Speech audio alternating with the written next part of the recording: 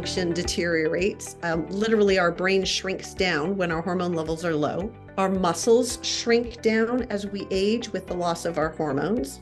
And muscles are very important to prevent us from becoming frail little old ladies as we get older. They're very important to drive our immune system health. So we want to maintain our muscles. And our heart health declines. So when women are younger, we have much less risk of heart disease than men do because estrogen is protecting our heart. But after menopause, the risk for men and women becomes the same because we lose the protection from estrogen. If you haven't done so already, go ahead and click that subscribe button down below. It's a little red button. You punch that, and it's going to notify you every time we put out a new episode that can help you improve your bone health. And then also, if you haven't done so already, head over to BoneCoach.com, sign up for the free 7-day osteoporosis kickstart. That's going to walk you through everything you need to be doing right now to get on the path to improvement and stronger bones. After you do those two things, go ahead and press play on this episode, and I'll see you inside.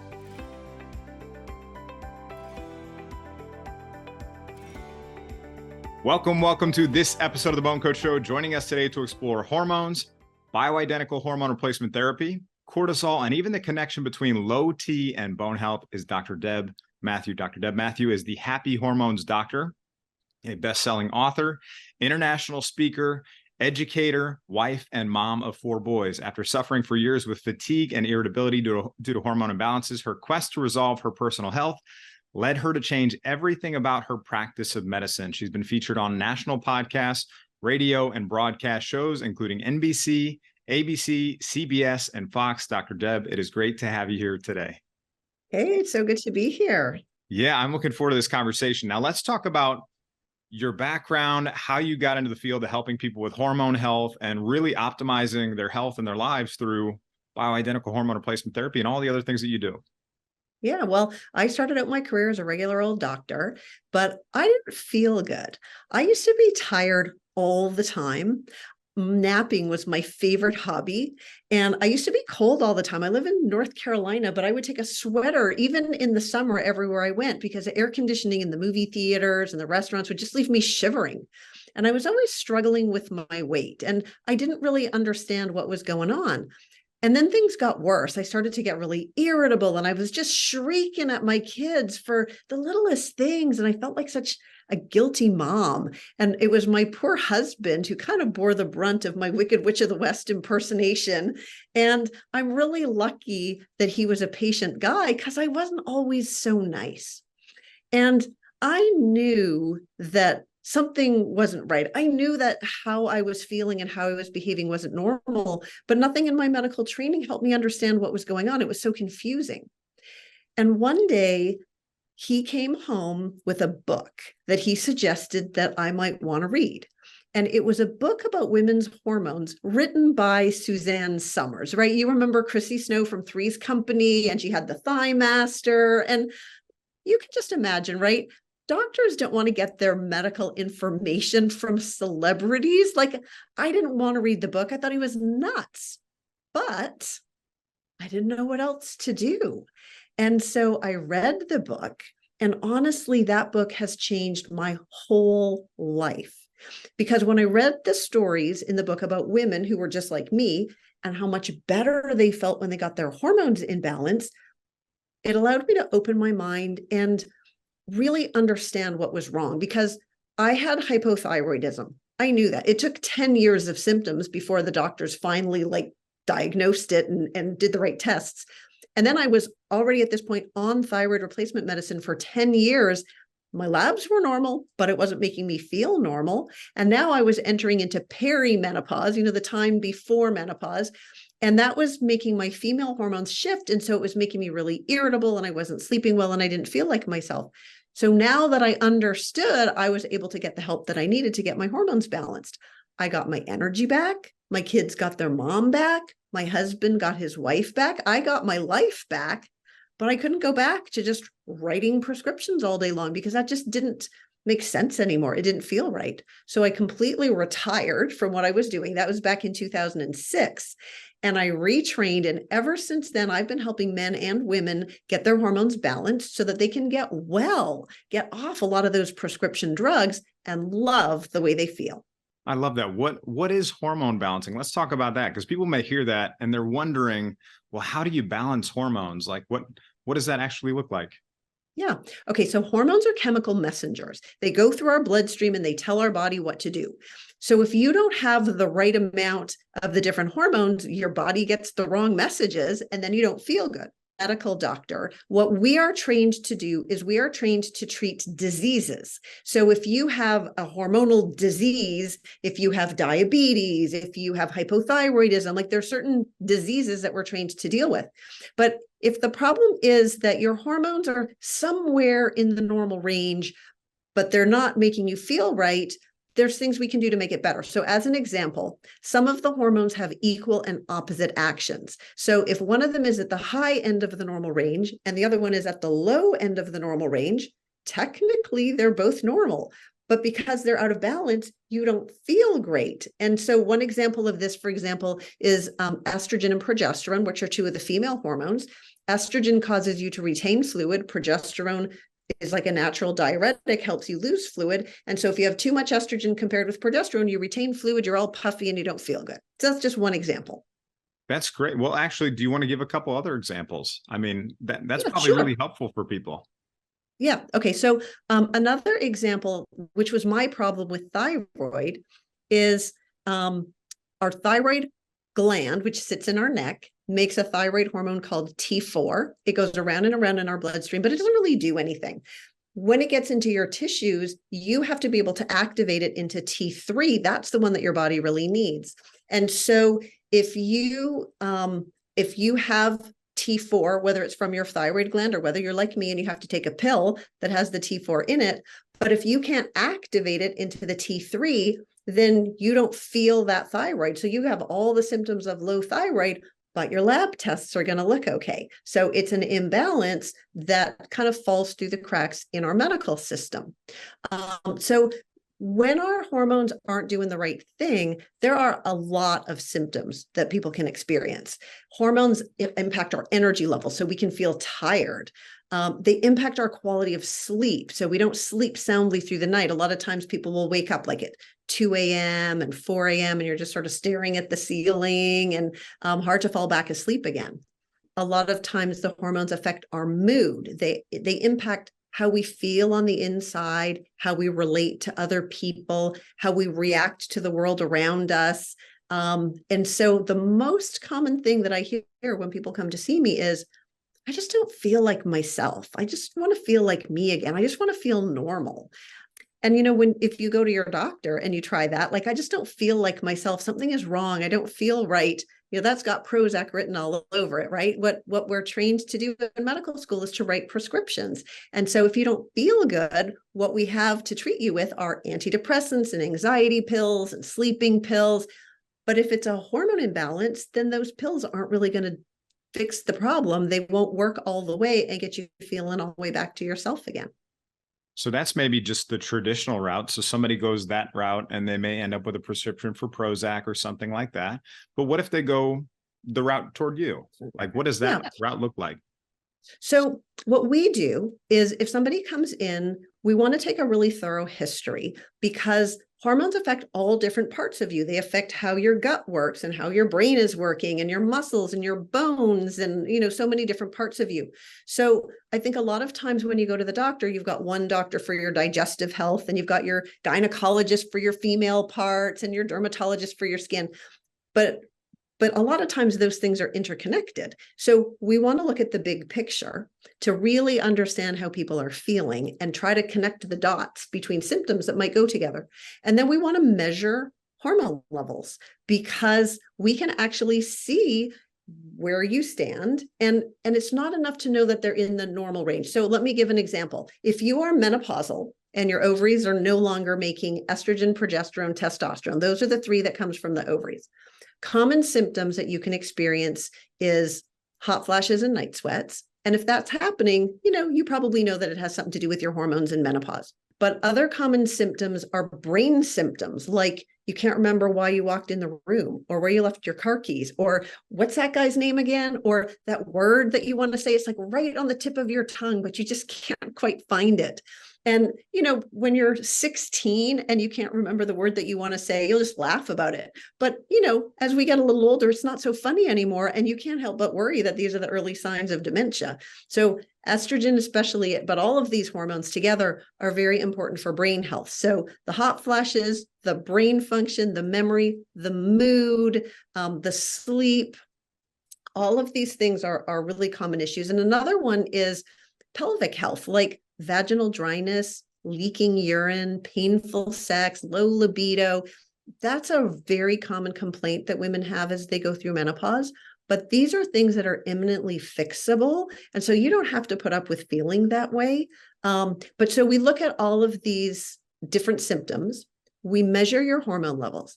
If you are menopausal and your estrogen, progesterone, and testosterone have gone down because your ovaries have kind of retired, the normal range for hormone levels is extremely low because after you go through menopause, your hormone levels are supposed to be down. The lab tests are sort of set up to look for like tumors and terrible medical issues. So almost certainly, if you go and ask your doctor to measure your hormone levels, first of all, a lot of times they're just going to say that's not what they do. We don't measure hormone levels. But if they do, a lot of the times what I see is women are just told your hormones are normal. And they might be normal in the sense that they're really low because your ovaries have retired, but that doesn't mean that that's optimal or the healthiest way to be or good for your bones or, where you would really want to be. So how the tests are interpreted is really, really important. It's not that we want you to have so many hormones that it's like you're 21 again, but we don't want you to be hormonally deficient because there's a lot of health risks. There's a lot of symptoms like we're talking about, but there's also a lot of medical issues that spring up when women are hormonally deficient. We talked about brain function. So our brain function deteriorates. Literally, our brain shrinks down when our hormone levels are low. Our muscles shrink down as we age with the loss of our hormones. And muscles are very important to prevent us from becoming frail little old ladies as we get older. They're very important to drive our immune system health. So we want to maintain our muscles. And our heart health declines. So when women are younger, we have much less risk of heart disease than men do because estrogen is protecting our heart. But after menopause, the risk for men and women becomes the same because we lose the protection from estrogen. And then a really, really important one, of course, is bone health, because estrogen helps to prevent bone loss. Progesterone stimulates new bone growth, and testosterone is what gives our bones strength so that we don't snap like a twig when we fall down. And each of the hormones works in a little bit different way to build up your bone and keep it strong. And there's no medicine that can do that. So there's lots of medicines, of course, for your bones, but they don't build normal bone architecture the way that hormones do. And hormones are preventive. So we would like to, for those who choose to be on any kind of hormone therapy, we'd like to start the hormones relatively younger, sooner towards the time of menopause. But for your bones, even if you were to start the hormones later on, they still have bone protective benefits. Hey, it's Bone Coach Kevin Ellis. I want to take one more minute to talk about if you are somebody who was newly diagnosed with osteopenia or osteoporosis, and you're at a point where you're stressed, you're worried, you're overwhelmed, you have no idea where to start or how to get started getting confident in your plan. I want to tell you about the Stronger Bone Solution Program. Over 5,000 people have come through the Stronger Bone Solution Program, and it walks you through the exact process you need to fill in the missing pieces, uncover critical things in your plan that you may not be aware of, and help you make modifications, adjustments, and tweaks to get you to the place where you're building stronger bones. I want you to get confident in your plan so that you can focus on living life and enjoying the life that you deserve with the people you love most. So if that's where you want to be, head over to bonecoach.com/apply and apply for our Stronger Bone Solution Program right now. I'm Bone Coach Kevin Ellis. I want to see you inside this program. I want to help you get on the path to improvement and stronger bones. Hope to see you inside very soon. Let's get back to the episode. That's great. And such a detailed, I'm sure people appreciate hearing this kind of detail as they're trying to really understand their hormonal picture. And you mentioned one that a lot of people probably just associate with men, which is testosterone.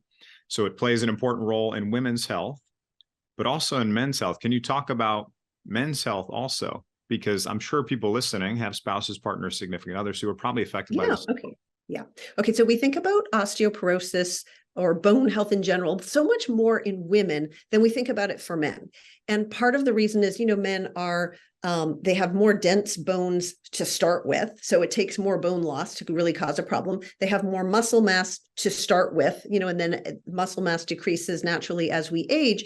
But so women just tends to have higher rates of bone fractures because we start with less dense bones and less muscle mass. But absolutely, men get osteoporosis too. They can break their hips. They can have spine fractures. So men have to be, concerned about their bones as well.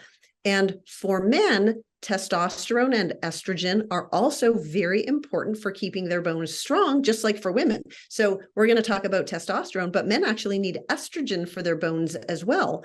And the way that men get estrogen is it's made from their testosterone. So their bodies make testosterone. Some of that testosterone converts to estrogen. Estrogen prevents the bone loss. Testosterone keeps their bones nice and strong. But as we age, testosterone levels for men go down, and it's not as dramatic as for women. Like for women, we get the hot flashes, our periods stop. Like we kind of know that we're going through menopause. And for some, it's an easy ride, and some it's a bumpy ride. For men, though, it's a more gradual decline that happens over time. So it's not obvious. And, it kind of creeps up on you and you might not really notice it. But when men end up having low testosterone, it causes them to just feel more tired, more flat, less motivated. They would be more likely to sit on the couch and watch golf instead of going out to play golf, for example. It affects their mood. So, we talk about grumpy old men. So low testosterone impact, it makes more irritable, could be more depressed, more anxious. So it's not that unusual for men to have anxiety or depression. But again, if you were to, as a man, go to the doctor, complain about your mood, you're probably going to get a prescription for, the antidepressants or the anxiety medications, but it could be your testosterone. And if that's the case, if low testosterone is the real problem, then the Prozac is not going to fix the situation. So it's important to know how it feels to have low testosterone. So it could be anxiety, could be depression, could be just feeling flat, blah, unmotivated, can cause more weight gain. So lower muscle mass. So even if you're trying to exercise and work out, it's harder to build muscle, more likely to be losing muscle and then gaining body fat instead. It can affect memory. So low testosterone is associated with more risks for dementia. And in fact, there was a really interesting study. They took men who had early dementia and they gave them some testosterone. They were hoping that maybe it would actually help to slow the rate of decline in dementia, because we don't have any good treatments for dementia. And what they actually found in only a month is that the men had an improvement in their cognitive function from being on the testosterone. So I don't think we can say that we can give testosterone to treat dementia, but at least we definitely know that it's good for brain health and, good for prevention. Other things that men notice when testosterone is low is decline in sexual function. So desire goes down, erectile function is not as good, focus, concentration, there's just so many different symptoms and all of them are kind of vague, right? Like it's not obvious that it would be from testosterone. And so if there's a suspicion that maybe something's just not quite the same as it used to be, the best way to find out is to just do a test. And it's so much easier for men to get their hormone levels tested than for women. So if a man goes into his doctor and says, I don't know, I think there might be something up with my hormones, most doctors these days will be perfectly happy to order a testosterone level. Whereas for the women, it's just so much harder.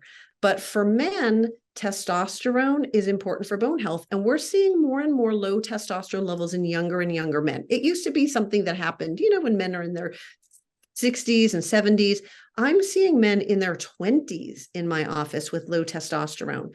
And so for men who've gone through many years and decades of low testosterone, and then also low estrogen, because it's made out of testosterone. If you don't have much testosterone, you don't have much estrogen. And so they're just at greater risk for osteoporosis, just like we women are. And what are maybe the things, the lifestyle or natural things that could potentially be remedied first before we get into the bioidentical hormone replacement therapy, which I do want to talk about here very shortly.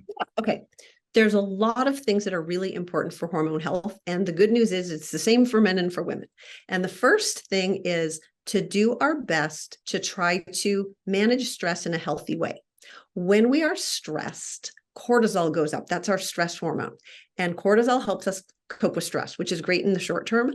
But when we're chronically stressed day in and day out, cortisol can become chronically elevated. And if you live your life with high cortisol, that's not good, because cortisol is an aging hormone. It is a wear and tear hormone. It eats away at your bones. So now you're more prone, pushes you to osteoporosis. It shrinks your brain, so pushes you to dementia. It's bad for your blood sugar, and it pushes you to diabetes. So nothing about high cortisol is good for you.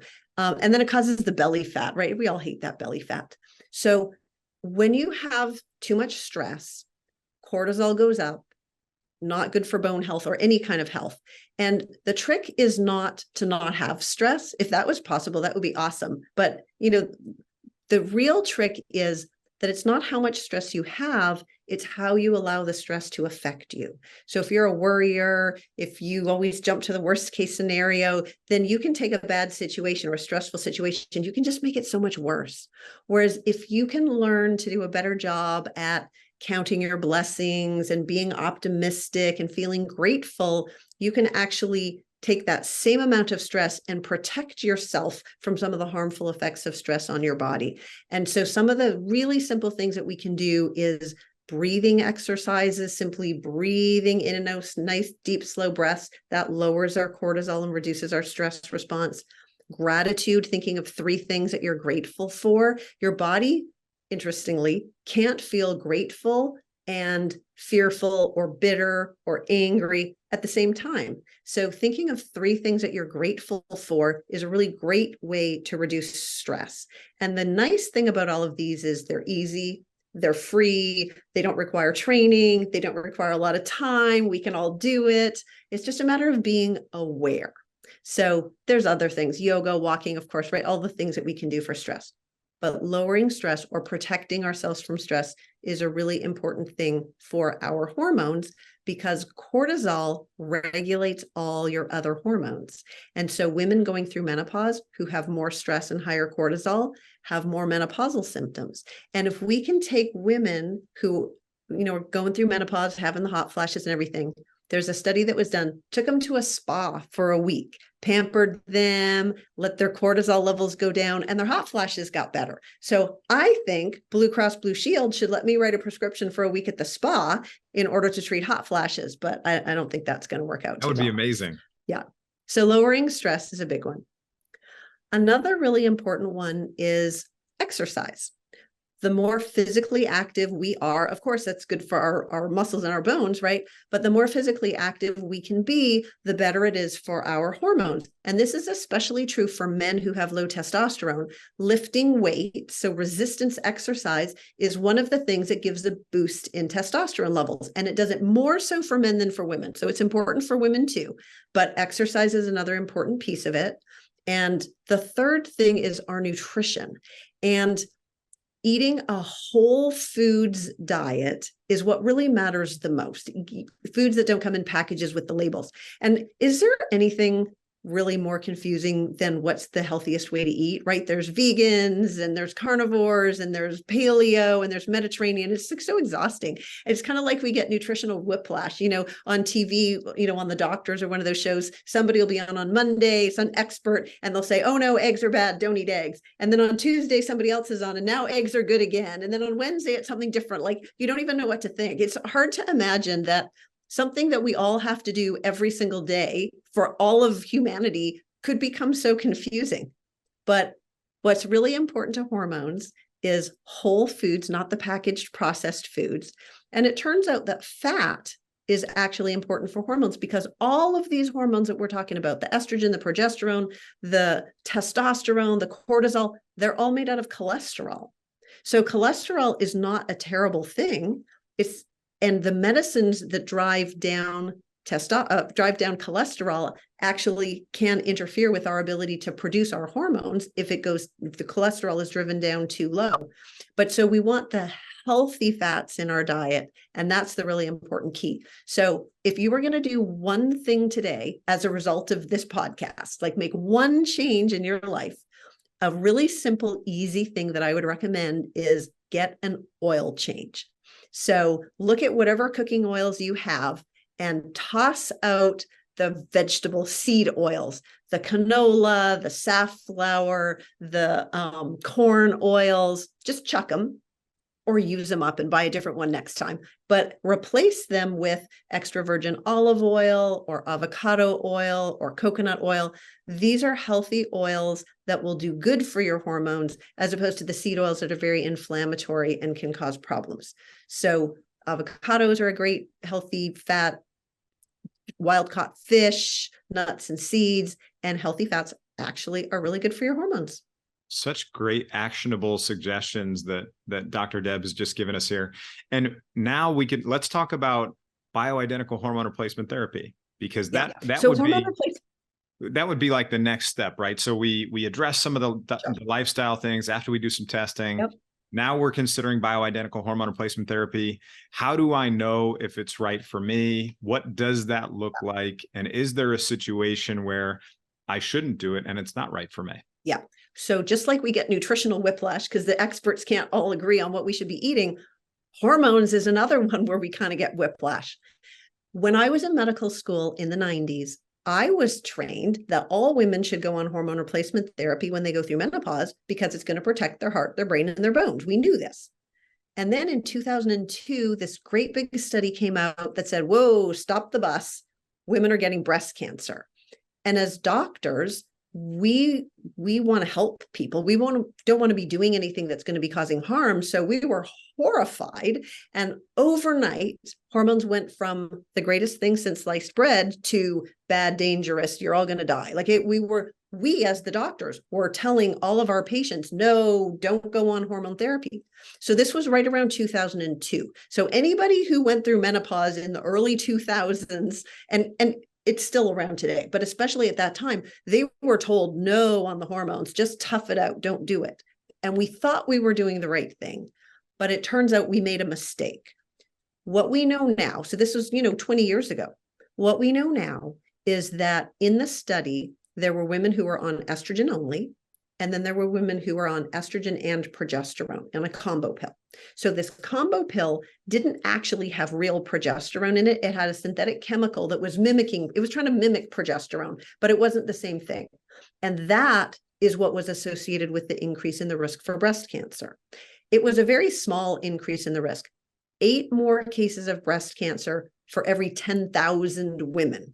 So the reports made it sound like all these women across America are getting breast cancer. And it was really only 8 out of every 10,000. So it was a small number, but nonetheless, who wants breast cancer, right? We want to be prudent.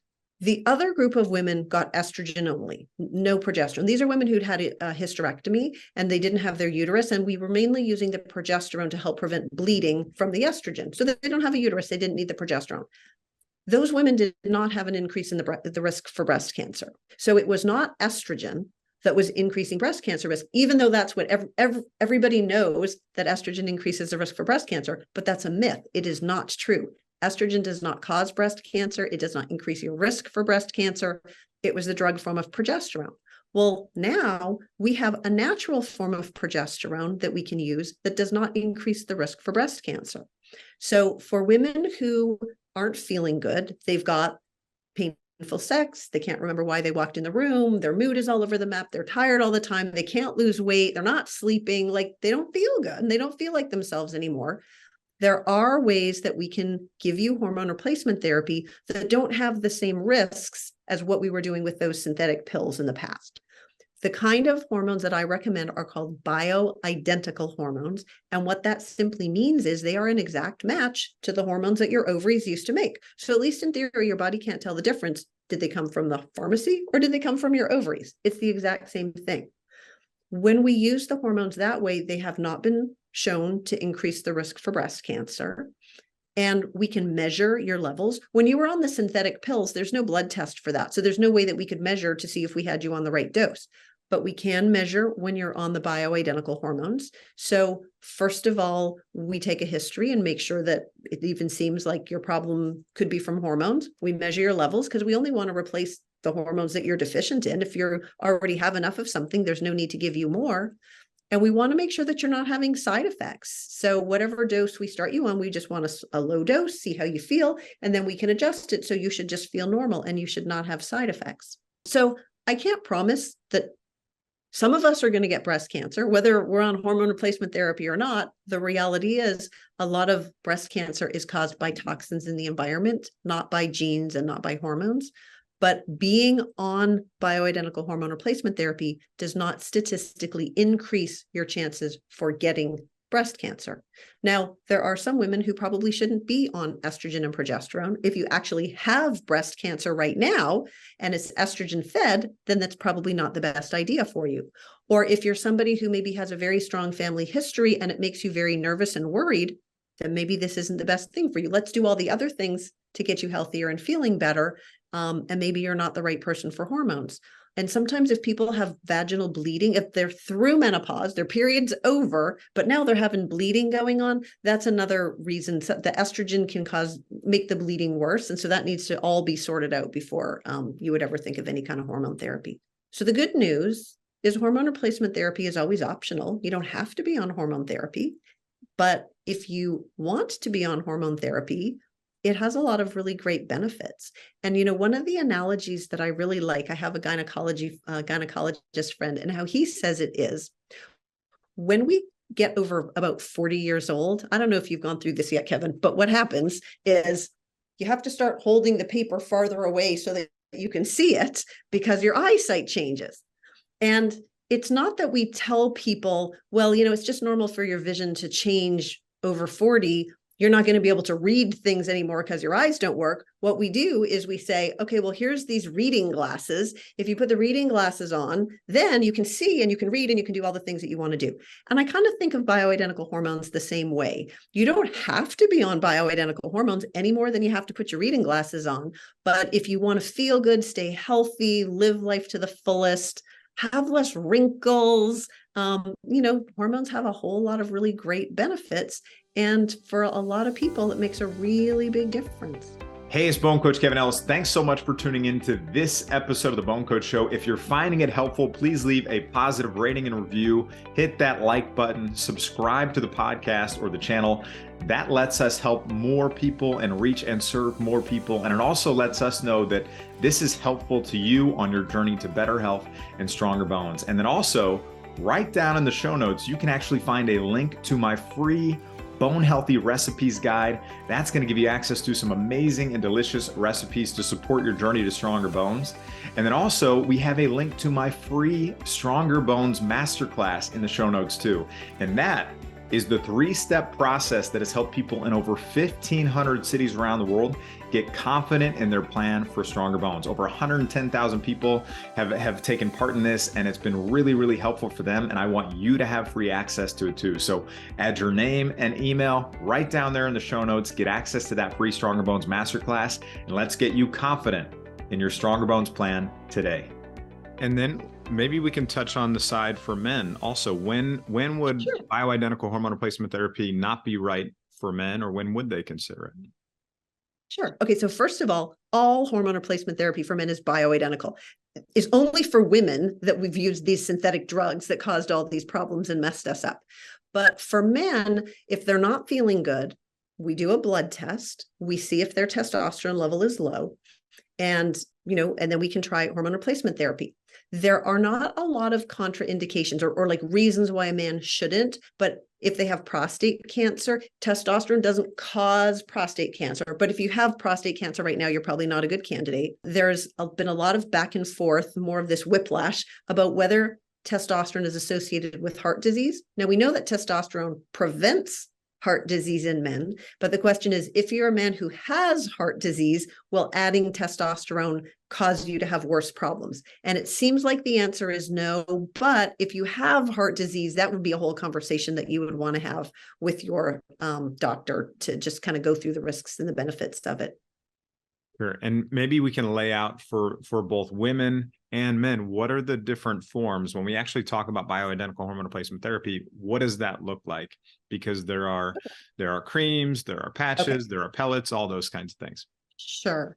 Okay, so bioidentical hormones, first of all, could come from the regular pharmacy, Walmart pharmacy or CVS or whatever. They can be covered by your insurance. So the Medicare, it's kind of hard to get anything covered, but it's theoretically could be covered.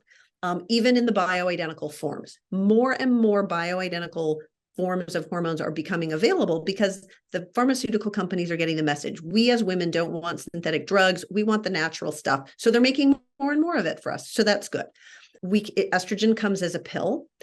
Depending on your history, oral estrogen or pill form sometimes can increase the risk for a blood clot. Whereas topical estrogen, it comes in a patch, it comes as a topical cream, is much less likely to increase the risk for a blood clot. But the synthetic estrogen is the one that's the real culprit here, not so much the natural one. But there's pills, there's topical creams, and they can be applied, just to the back of your arm or the inside of your thigh. And actually a really great place to apply the cream is on the inner labia, like the outer part of the vagina, because that mucous membrane skin soaks it in really nicely. It also comes as lozenges called troches that dissolve under your tongue. It comes as pellets, which looks like a little tic tac. And we numb up the skin on the back of your hip. We make a little teeny weeny incision like a paper cut. And then it just slides under your skin. We put little sticker band-aids over it to just close up the paper cut. And then it slowly dissolves over the next 3 or 4 months. So you get a nice stable level, and eventually it'll just wear off and we can replace it. So there's different hormones that we want to talk about: estrogen, progesterone, testosterone, depends on the person. And then for each one, there's different forms, whether it's pills or creams or lozenges or pellets or whatever. So there's lots of choices, lots of options, some covered by health insurance, some not. But it's really nice that we have so many choices available to us. That's fantastic. This has been so informative. I know everybody's learned a lot just from listening to you share all this helpful information. And maybe what we can do is, can you share with them where they can find you and how you best support people? Sure. So my website is signaturewellness.org, and we have lots of information about this whole approach to hormones, because it's not just getting a prescription for hormones. Really, when I say bioidentical hormones, I'm not just talking about the actual hormones themselves. I'm talking about this approach to hormones where we're looking at the whole person, and we're looking at your nutrition and stress and all the other things that factor into how the hormones are working in your body. So we have information on the website. I'm in Charlotte, North Carolina, and so we can only see people if they actually come to the office in Charlotte, North Carolina. But for women who are wondering if their symptoms could be from a hormone problem and want to know more, I wrote a book. And if it's okay with you, I can give the link. People can download a free copy of the book. Yeah, It's called This Is Not Normal, A Busy Woman's Guide to Symptoms of Hormone Imbalance. And there's a bunch of quizzes, so you can do the little checklists to see, does it sound like your testosterone is low? Does it sound like your estrogen is low, or what, cortisol is high, or whatever? The book has tips on how you can start to get your hormones balanced. And it also has resources for websites you can go to try to find a doctor in your area that can help you. That's fantastic. And I'm sure, we've got a couple 100,000 people in our community. So I'm sure there are some listening that are in Charlotte, North Carolina. So if you're listening, you know where to find Dr. Deb Matthew. And then for everybody listening, down in the show notes, I'm going to make sure I link to the resources that Dr. Deb just shared with us. But I just want to say thank you so much for your time.